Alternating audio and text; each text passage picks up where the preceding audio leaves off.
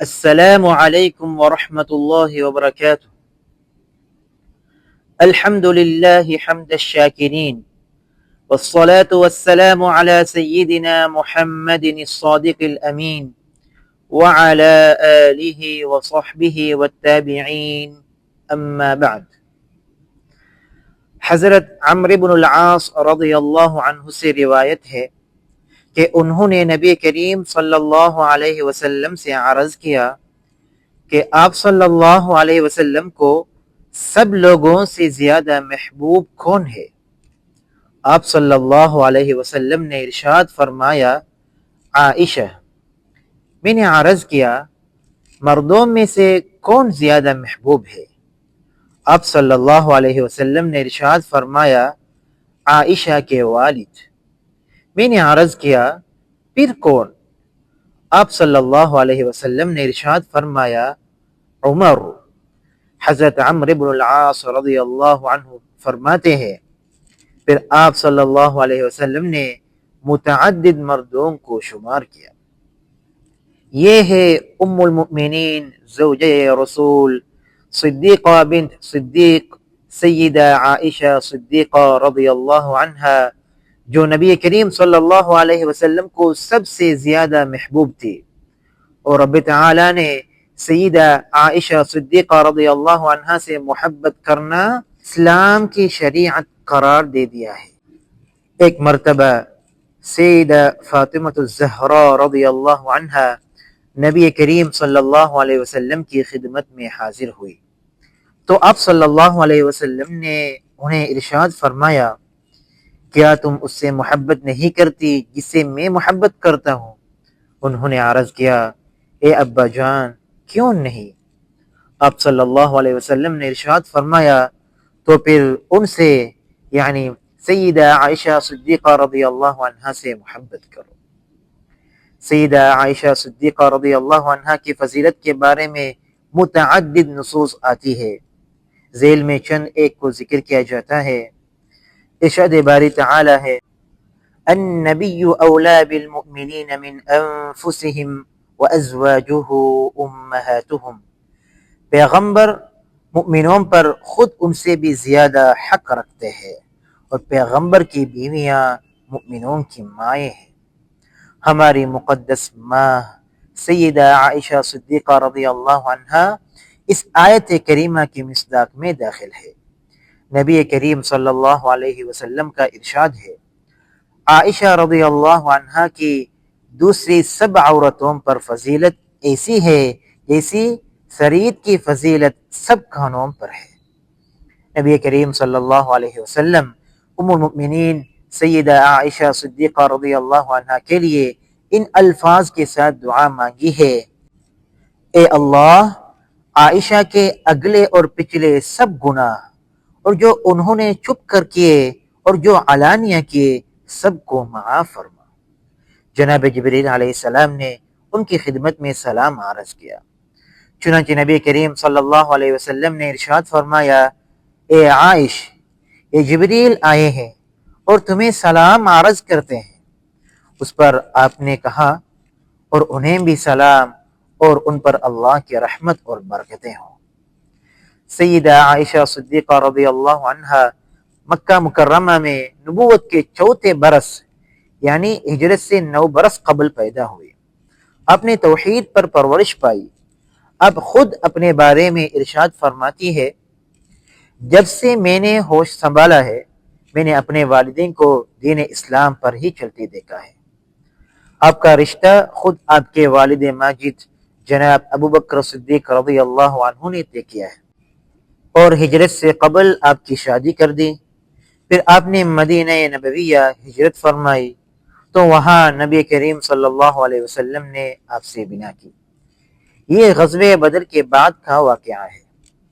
آپ کی ایک بہت بڑی فضیلت یہ ہے کہ واقعہ افک میں بعض منافقوں نے جب آپ کی عفت پر چینٹا اڑانے کی کوشش کی تو رب تعالی نے سورہ نور کی آیات کریمہ میں 7 آسمانوں کے اوپر سے آپ کی براءت کو بیان فرمایا۔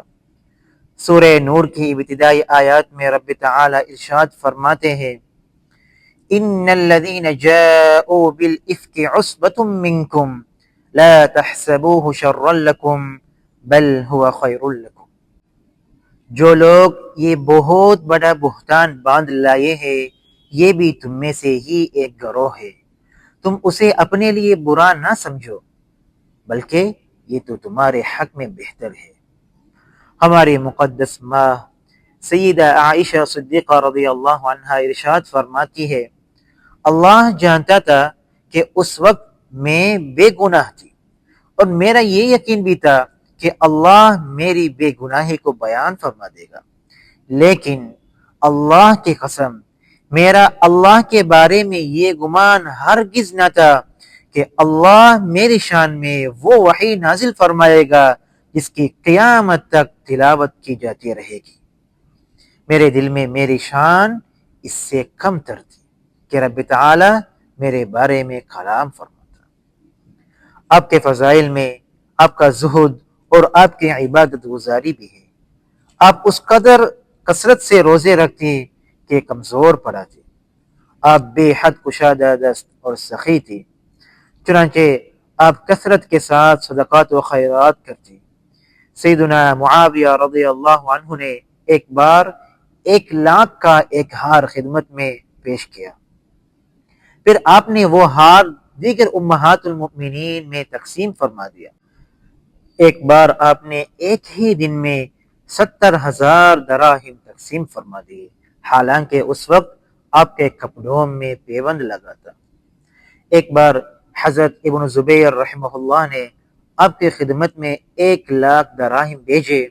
آپ نے ایک تشت منگوایا اور اس میں یہ خطیر رقم رکھ کر تقسیم کرنا شروع کی، اور شام تک سب رقم بانٹ دی۔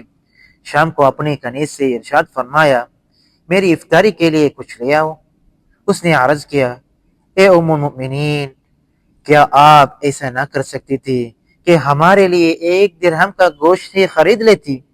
آپ نے ارشاد فرمایا، مجھے سرزنش نہ کرو، اگر تم مجھے یاد دلاتی تو میں خرید بھی لیتی۔ یعنی آپ نے وہ مال ایسی فراخ دلی سے تقسیم فرمایا کہ خود اپنے لیے اور اپنے گھر والوں کے لیے اس مال میں سے کچھ بچا رکھنا بھول گئی۔ آپ کی مبارک زندگی نبی کریم صلی اللہ علیہ وسلم کی حیات مبارکہ میں بھی، اور آپ صلی اللہ علیہ وسلم کے اس دنیا سے رخصت ہو جانے کے بعد بھی سب لوگوں کے لیے ایک نمونہ تھی۔ آپ کی ذات مبارکہ نبی کریم صلی اللہ علیہ وسلم کے صافی چشموں میں سے ایک چشمہ تھا، یعنی آپ علوم نبوت کا ایک سرچشمہ تھی۔ آپ امت کی سب عورتوں سے بڑی فقیہ تھی۔ آپ نے نبی کریم صلی اللہ علیہ وسلم سے علم کا ایک بہت بڑا حصہ روایت کیا ہے۔ اکابر صحابہ کرام رضی اللہ عنہم کو بھی جب کسی دینی امر میں کوئی اشکال پیش آتا تھا تو وہ آپ سے دریافت کرتے تھے، اور انہیں آپ کے پاس سے اس امر کی بابت کوئی علم ضرور مل جاتا تھا۔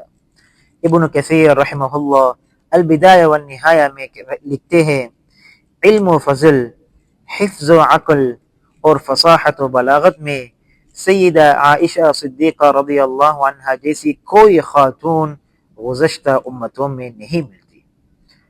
آپ کی نبی کریم صلی اللہ علیہ وسلم سے روایت کردہ احادیث کی تعداد 2100 سے بھی زیادہ ہے۔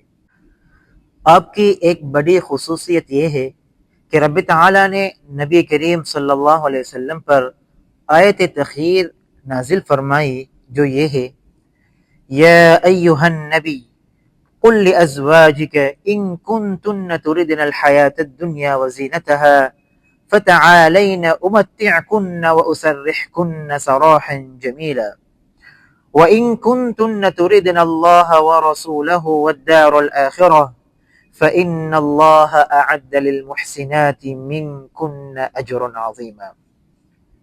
اے نبی، اپنی بیویوں سے کہہ دو کہ اگر تم دنیا کی زندگی اور دنیا کی زینت چاہتی ہو تو آؤ میں تمہیں کچھ دے دلا دوں اور تمہیں اچائی کے ساتھ رخصت کر دوں، اور اگر تمہاری مراد اللہ اور اس کا رسول اور آخرت کا گھر ہے تو یقین مانو کہ تم میں سے نیک کام کرنے والوں کے لیے اللہ تعالیٰ نے بہت زبردست اجر رکھ چھوڑے ہیں۔ تو نبی کریم صلی اللہ علیہ وسلم نے اس کی ابتدا آپ سے فرمائی اور آپ صلی اللہ علیہ وسلم نے ارشاد فرمایا، اگر تم اپنے والدین سے مشورہ کر لو اور جلدی مت کرو تو تم پر کوئی حرج نہیں۔ اس پر آپ نے فرمایا، کیا میں اس کے بارے میں اپنے والدین سے مشورہ کروں گی؟ بے شک میں تو اللہ اور اس کا رسول اور آخرت کا گھر چاہتی ہوں۔ سو آپ نے نبی کریم صلی اللہ علیہ وسلم کے ساتھ ہی رہنے کو اختیار فرمایا۔ آپ نے 63 برس کی عمر پا کر 70 رمضان مبارک ہجری 75 میں نماز وتر کے بعد وفات پائی۔ رب تعالیٰ کی آپ پر بے شمار رحمتیں ہوں اور رب تعالیٰ آپ سے راضی ہو۔ ہم رب تعالیٰ سے سوال کرتے ہیں کہ وہ ہمیں اچھے طریقے سے سننے اور اتباع کرنے کی توفیق سے نوازے اور ہمیں اچھا سیکھنا اور اس پر بہتر طریقے سے چلنا نصیب فرمائے۔ وآخر دعوانا ان الحمد للہ رب العالمین۔